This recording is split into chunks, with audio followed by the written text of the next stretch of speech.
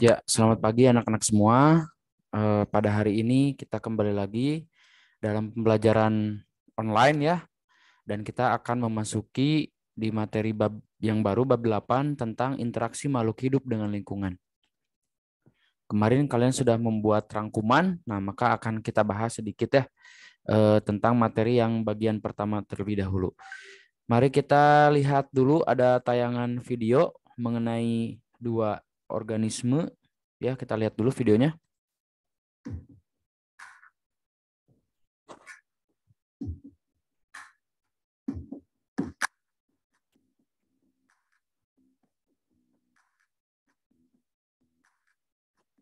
Jadi di sini ada kuda dengan anjing ya, yang sedang, ya mungkin kalian bisa lihat ya, kira-kira mereka melakukan apa.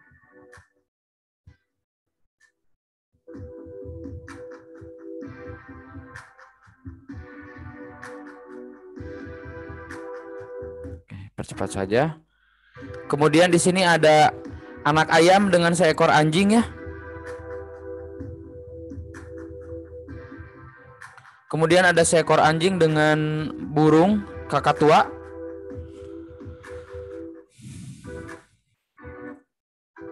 Kemudian ada kanguru dengan seekor anjing, rusa dengan anak kucing, ya anak rusa ini ya, anak rusa dengan anak kucing.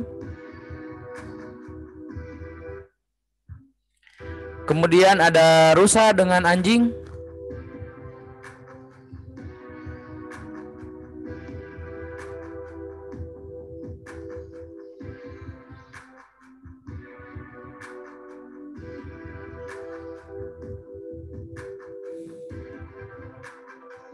Kemudian ada unta dengan kambing.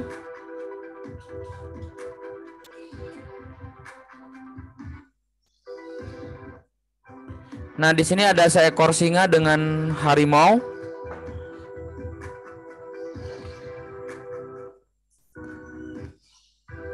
Kemudian nah di sini ada apa? Ini beruang dengan harimau ya.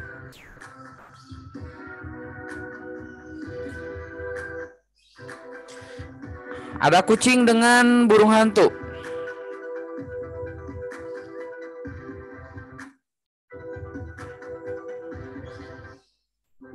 Kemudian ada apa ini? Merpati dengan anjing. Merpati seekor burung ya pokoknya. Nah, ini ada merpati dengan anjing. Kemudian udah. Nah, itu adalah beberapa jenis organisme yang berbeda ya, tapi bisa berinteraksi atau mungkin seperti persahabatan antar hewan ya, walaupun berbeda jenis tapi mereka bisa bersahabat gitu ya. Oke, kita lihat dulu pengertian dari lingkungan. Lingkungan merupakan hal yang ada di luar tubuh kita. Ketika kita bangun tidur, maka kita bisa melihat sekeliling kita. Nah, itu adalah lingkungan kita. Dalam bahasa Inggris disebut dengan environment atau segala sesuatu yang ada di luar individu, yaitu sebuah sistem yang sangat kompleks di mana dapat mempengaruhi satu sama lain, dan tentunya lingkungan itu selalu dinamis sesuai dengan kondisi yang ada ya. Contohnya di dalam gambar ini ada lingkungan gurun pasir dengan lingkungan hutan bakau. Itu sangat berbeda ya. Di lingkungan gurun pasir ini pasti tentunya sangat kering karena jumlah air juga sedikit, sedangkan di hutan jumlah air banyak, kemudian lebih segar, lebih sejuk ya. Dan tentunya lingkungan ini ada dua komponen utama ya, yaitu komponen biotik dan abiotik. Komponen lingkungan biotik mungkin semua sudah pernah mendengar ya waktu di SD kelas 5 atau kelas 6. Biotik itu adalah sesuatu atau semua makhluk hidup, material alam yang hidup. Kemudian abiotik adalah material alam yang tidak hidup. Tapi tentunya komponen biotik abiotik ini saling membutuhkan ya, saling mempengaruhi satu sama lain. Yang disebut dengan biotik atau makhluk hidup udah pernah kita bahas di bab 3 ya tentang ciri makhluk hidup. Yang pasti yang disebut dengan makhluk hidup adalah sesuatu yang bisa beranak, sesuatu yang bisa bertumbuh, berkembang, bergerak, berpindah, bernafas, peka terhadap rangsangan, itu adalah makhluk hidup. Sedangkan abiotik ini adalah faktor yang menentukan atau yang sangat penting bagi makhluk hidup. Makhluk hidup tidak bisa bernafas kalau tidak ada oksigen ya. Oksigen ini abiotik. Makhluk hidup, tumbuhan tidak bisa bertumbuh kalau tidak ada matahari, tidak ada tanah, tidak ada air ya, ataupun material tidak hidup lainnya ya. Jadi material abiotik ini sangat diperlukan oleh biotik untuk kelangsungan hidupnya. Nah, di layar sudah ada sebuah akuarium ya, sebuah akuarium yang tentunya di sini ada faktor atau komponen biotik dan juga abiotik ya.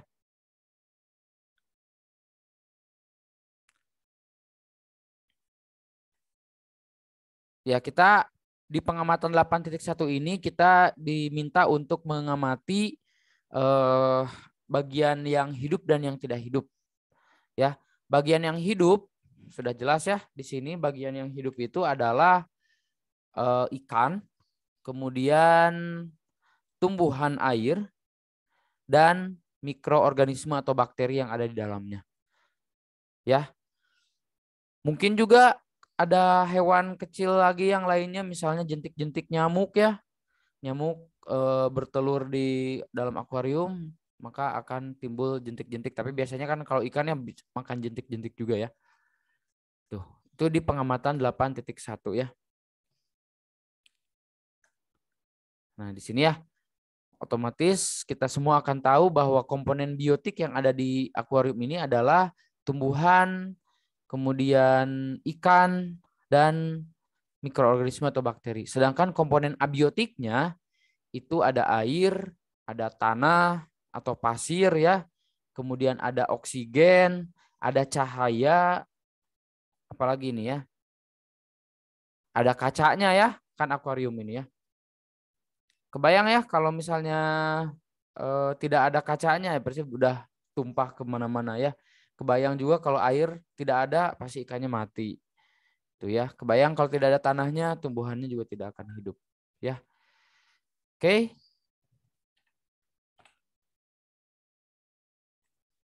Kita lanjutkan ke slide berikutnya.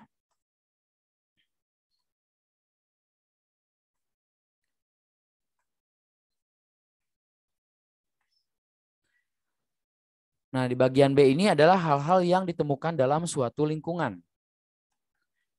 Oke, di sini ada sebuah gambar ilustrasi.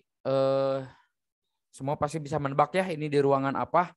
Tentunya ini adalah di ruangan kelas, di mana ada seorang guru, mungkin ini seorang guru ya, yang sedang memberikan materi pelajaran kepada siswanya ya. Berarti ini adalah lingkungan kelas. Oke. Kemudian kita berpindah lagi setelah kita belajar, kemudian bel berbunyi, bel istirahat, kita pergi ke kantin ya. Nah, di kantin kita bisa menemukan apa aja? Kita bisa menemukan jajanan, makanan, minuman, ada penjual. Nah, ini adalah lingkungan kantin sekolah. Setelah kita selesai pulang sekolah, kita jalan-jalan dulu, mampir dulu ke toko buku misalnya ya.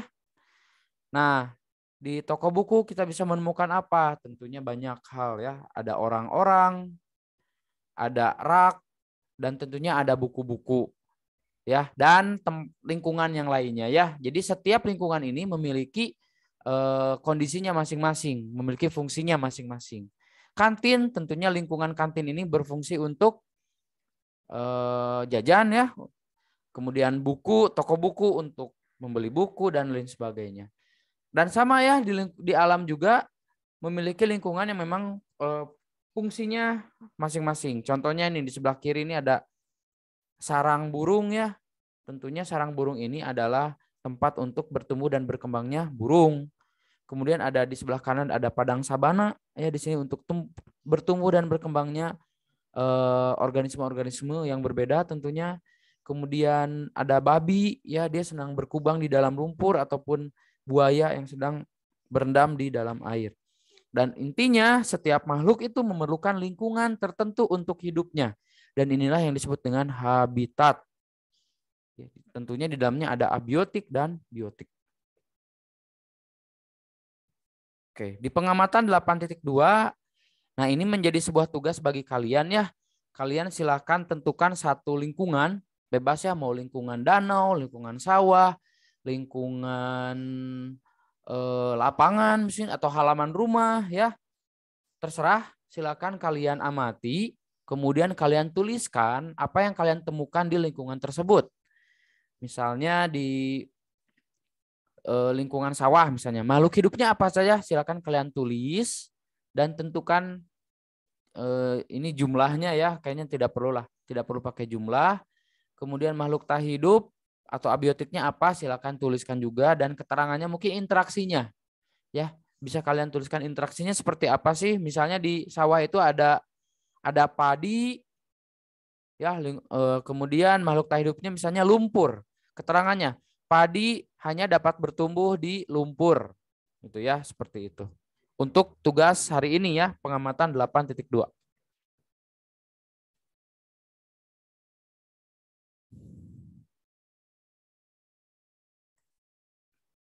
Oke, kita lanjutkan ke slide yang ketiga.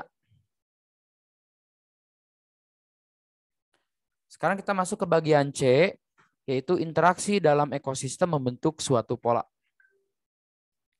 Nah, apa itu ekosistem ya? Mungkin pernah mendengar juga ya di SD. Jadi ekosistem itu merupakan hubungan timbal balik antara komponen biotik dengan komponen abiotiknya. Ya, jadi ekosistem ini adalah interaksi ya, interaksi antara komponen biotik dengan komponen abiotik. Ilmu yang mempelajari ekosistem disebut dengan ekologi ya. Jadi ekologi ini adalah ilmu yang mempelajari tentang ekosistem. Komponen ekosistem sudah dijelaskan di materi sebelumnya, yaitu biotik dan abiotik ya. Tidak akan Bapak jelaskan kembali.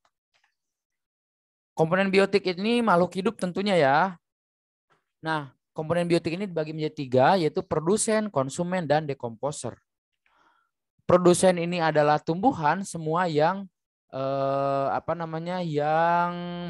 yang memiliki klorofil sehingga bisa berfotosintesis.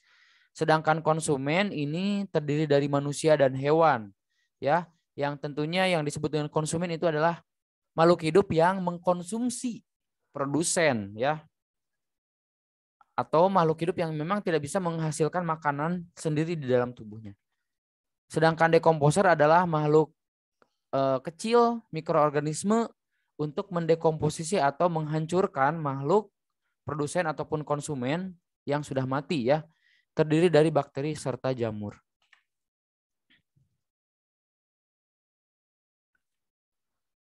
Oke, produsen kita bahas dulu ya. Produsen adalah makhluk hidup yang dapat membuat makanannya sendiri atau disebut dengan autotrof. Artinya membuat makanannya sendiri itu melalui proses fotosintesis. Ya, fotosintesis ini diubah menjadi kemosintesis. Jadi mengubah cahaya menjadi zat kimia ya di dalam daun, di dalam tubuh tumbuhan yang akan diubah menjadi energi untuk konsumen. Ada yang berbentuk buah, ada yang berbentuk daun, batang, ada yang juga berbentuk dengan umbi-umbian. Nah, di dalam ini itu ada proses perpindahan energi ya, dari matahari ke tumbuhan kemudian ke makhluk konsumen, misalnya manusia ataupun hewan. Kemudian konsumen yaitu makhluk hidup yang mendapat makanannya dari produsen. Artinya dia itu tidak bisa membuat makanannya sendiri di dalam tubuhnya atau disebut dengan heterotrof. Apa saja? Nah, ada herbivora yaitu hewan pemakan tumbuhan, ada karnivora yaitu makhluk hidup pemakan daging, ada juga omnivora yaitu hewan pemakan segala. Ya, kalian udah tahu lah ya herbivora contohnya apa, karnivora apa, omnivora apa, sudah tahu ya? Sudah, oke. Tentunya karnivor yang membedakan mereka selain dari jenis makanannya adalah bentuk giginya ya. Kalau karnivor ini didominasi oleh gigi taring, kalau omnivor ini oleh gigi geraham dan gigi seri, sedangkan herbivor ini gigi seri mayoritasnya ya. Itu yang membedakan antara omnivore, carnivore, dan herbivore. Kemudian ada yang disebut dengan decomposer. Ada yang tahu nggak decomposer itu apa? Tahu nggak? Oke, jadi decomposer ini adalah makhluk hidup ya yang bertugas untuk menguraikan zat-zat dari makhluk hidup yang sudah mati. Ya, hewan yang sudah mati ataupun kita manusia ketika sudah mati maka akan membusuk. Nah, membusuknya itu oleh siapa? Oleh decomposer. Terdiri dari bakteri dan jamur saprofit, yaitu makanannya berasal dari senyawa organik yang sudah mati ya. Oke, kita masuk ke komponen abiotik. Contoh-contohnya yaitu yang tadi sudah Bapak sampaikannya, kita ulas sedikit. Contohnya ada air, ada tanah, ada cahaya matahari, ada udara, ada suhu. Ya, ini komponen abiotik yang sangat penting bagi komponen biotik. Air tentunya sangat penting bagi makhluk hidup ya, fungsinya untuk melarutkan zat-zat dalam tubuh, untuk sistem pengangkut ya, untuk berlangsungnya atau tempat berlangsungnya reaksi biokimia dalam tubuh. Kalau kalian tidak minum, tentunya kalian akan mati. Ya, makhluk hidup tidak minum, kita akan mati ya. Berapa lama kita akan bertahan tanpa air? Sangat sedikit ya.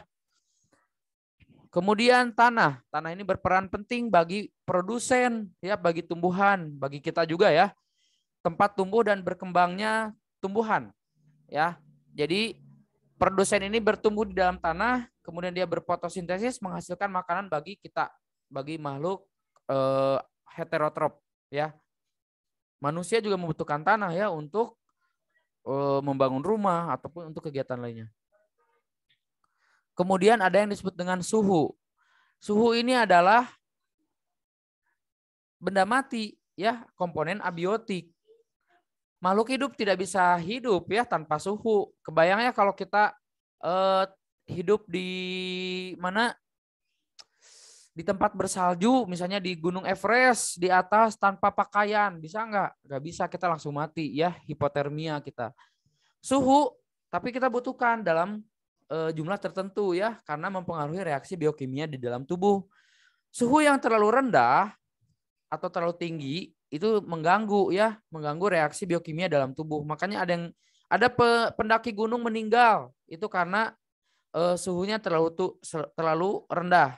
Jadi mengganggu reaksi-reaksi tubuh di dalam reaksi kimia di dalam tubuh. Oleh karena itu, semua makhluk hidup itu memerlukan suhu yang optimal untuk pertumbuhan dan perkembangannya. Kemudian cahaya matahari ini tentunya sangat diperlukan untuk fotosintesis pada makhluk hidup produsen ya, untuk tumbuhan. Jadi untuk proses fotosintesis ini membutuhkan cahaya matahari. Ya. Dan cahaya matahari ini tentunya mempengaruhi suhu bumi menjadi sesuai untuk kehidupan berbagai makhluk hidup.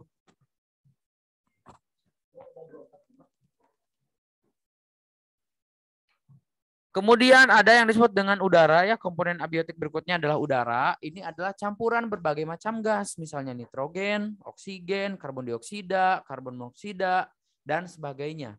Oksigen sangat kita perlukan oleh makhluk hidup ya, termasuk manusia untuk respirasi, pernafasan. Sedangkan CO2 itu hasil dari kita bernafas ya, diperlukan untuk tumbuhan hijau dalam proses fotosintesis. Kemudian kita masuk ke tingkat organisasi dalam ekosistem. Nah, di dalam tingkat organisasi ini, di dalam ekosistem ini, ya dimulai dari yang terkecil itu individu. Kalau kemarin taksonomi itu dari yang terkecil itu apa? Atom ya. Nah, kalau dalam organisasi di dalam ekosistem ini dimulai dari individu. Jadi individu ini adalah satu orang ya, satu organisme. Individu menjadi populasi, populasi menjadi komunitas, komunitas menjadi ekosistem, ekosistem menjadi bioma. Nah, ini ya gambarannya seperti ini. Ada yang menyebut individu itu organisme ya. Jadi individu itu adalah organisme atau makhluk hidup. Satu orang ya.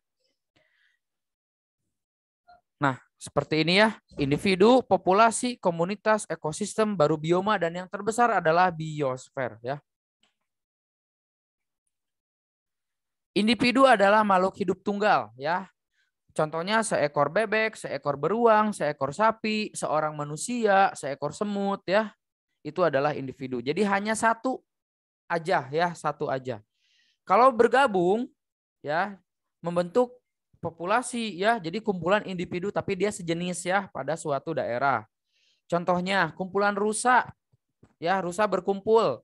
Kumpulan unta berkumpul. Kemudian penduduk di suatu desa atau kita, ya, di kelas, siswa-siswa di kelas. Nah, itu adalah populasi. Dan untuk menghitung kepadatan populasi ini ada rumusnya, ya, yaitu jumlah individu yang sejenis dibagi luas daerahnya. Misalnya di suatu kebun pisang ada 4.500, ya, di dalam 12 hektar. Maka ketika kita bagi, maka kepadatan populasinya adalah 375 pohon per hektar.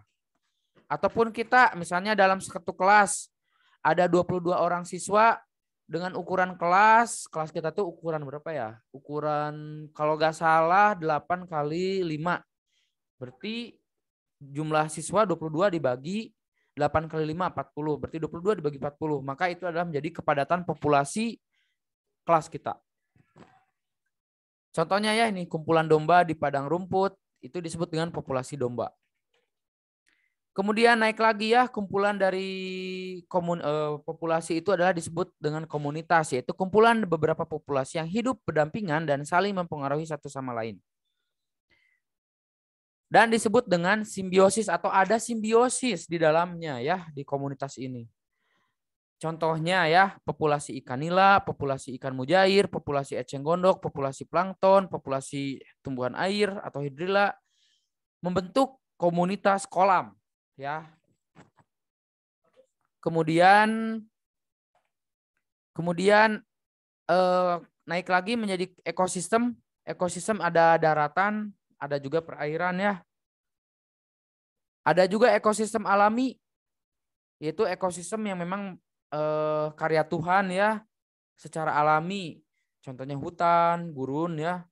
Kemudian ada ekosistem buatan, contohnya padi atau sawah, ya. Sawah, ada danau buatan, waduk, itu adalah ekosistem buatan. Ada juga suksesi. Suksesi ini adalah nanti kita jelaskan, ya. Jadi ekosistem ini dibagi menjadi 5, ya. Ada daratan, perairan, ada alami, suksesi, dan buatan. Ekosistem alami adalah ekosistem karena terbentuk secara alami tanpa adanya campur tangan manusia, ya. Contohnya hutan, laut, sungai, danau, dan rawa. Sedangkan ekosistem buatan ini dibuat secara sengaja oleh manusia. Contohnya sawah, kolam, perkebunan, peternakan, padang rumput, ya. Padang rumput ada yang alami, ada yang buatan. Kemudian ada hutan budidaya, ya. Memang ada hutan atau kebun pohon lah, ya, seperti itulah. Sedangkan suksesi yaitu perubahan ekosistem dalam waktu tertentu menuju ke arah lingkungan yang lebih stabil. Suksesi ini dibagi menjadi 2, ada primer, ada sekunder. Primer itu karena kerusakan total, ya, hilangnya komunitas awal, sedangkan suksesi sekunder itu kerusakan sebagian. Jadi sebagian komunitas itu masih eksis. Contohnya konservasi lahan bekas tambang atau konservasi kawasan terdampak bencana. Jadi intinya ekosistem suksesi ini adalah ekosistem yang terbentuk karena adanya kerusakan sebelumnya, ya. Baik kerusakan secara total ataupun sebagian. Nah, di sini ada gambar tambang, ya. Apa yang terjadi apabila lahan bekas tambang atau minyak atau batu bara itu tidak dikonservasi, tidak diperbaiki, maka yang terjadi tentunya kerusakan alam, ya. Kehilangan kelestarian alam atau rusaknya atau terganggunya keseimbangan ekosistem. Nah, kemudian tingkatan berikutnya adalah bioma atau biosfer, ya. Jadi ekosistem yang terbentuk karena perbedaan letak geografis dan astronomis itu disebut dengan bioma, sedangkan keseluruhan ekosistem atau bioma yang ada di muka bumi ini membentuk biosfer. Nah, biosfer ini ada contoh-contohnya, ya. Ada 7 bioma yang ada di bumi. yaitu contohnya gurun, padang rumput, hutan tropis, hutan basah, hutan gugur, hutan taiga, dan juga tundra ya. Jadi taiga ini adalah hutan berpohon-pohon dengan daun jarum, contohnya hutan apa ini? Hutan pinus, hutan cemara ya. Dia hanya satu jenis. Kemudian tundra itu adalah daerah es ya, daerah yang beriklim subtropis es ya. Contohnya kutub utara, kutub selatan. Oke, keseimbangan ekosistem. Jadi ekosistem yang seimbang itu adalah ekosistem yang komponen penyusunnya memiliki komposisi yang seimbang. Komposisi seimbang bukan berarti jumlahnya sama ya, tapi memenuhi ya. Ketika musim hujan misalnya ya, jumlah rumputnya melimpah atau produsennya banyak. Sehingga ini bisa mencukupi kebutuhan populasi dari herbivora, misalnya sapi ataupun rusa ya. Ketika musim kemarau, jumlah rumput berkurang sehingga menyebabkan jumlah rusa juga pastinya menurun. Kenapa? Karena jumlah makanan juga menurun. Nah, apabila perubahan komposisi itu terjadi secara seimbang dari waktu ke waktu, maka ekosistem itu dapat dikatakan seimbang dan bisa bertahan lama, ya. Tapi jika jumlah produsennya lebih sedikit daripada jumlah konsumennya, maka ekosistem itu tidak disebut seimbang, ya. Kemudian ada yang disebut dengan daya lenting ekosistem, yaitu kemampuan ekosistem untuk pulih kembali dalam keadaan seimbang. Jadi apabila ada ekosistem yang seimbang mendapat gangguan, keseimbangan ini dapat mengakibatkan perubahan ya, seperti yang tadi Bapak sampaikan. Dan tentunya akan menyebabkan atau terbentuknya keseimbangan yang baru. Nah, sifat ekosistem ini sangat dinamis atau berubah-ubah ya, sehingga dapat terjadi perubahan jumlah komposisi komponen biotik dari waktu ke waktu. Tidak semua gangguan ekosistem ini dapat diatasi dengan daya lenting ekosistem secara alami. Ya, misalnya kebakaran hutan atau penebangan hutan secara berlebihan ini dapat mengakibatkan keseimbangan ekosistem tidak dapat pulih dengan segera. Ya, jadi butuh waktu yang lebih lama. Oke, demikian untuk materi hari ini ya. Jadi untuk hari ini menyimak video pembelajaran yang sudah Bapak sampaikan, kemudian mengerjakan pengamatan 8.2 ya. Tugasnya kayaknya sangat mudah sekali ya. 2 menit, 5 menit juga selesai. Setelah tugasnya dikerjakan, silakan kirimkan ke WA Bapak. Oke.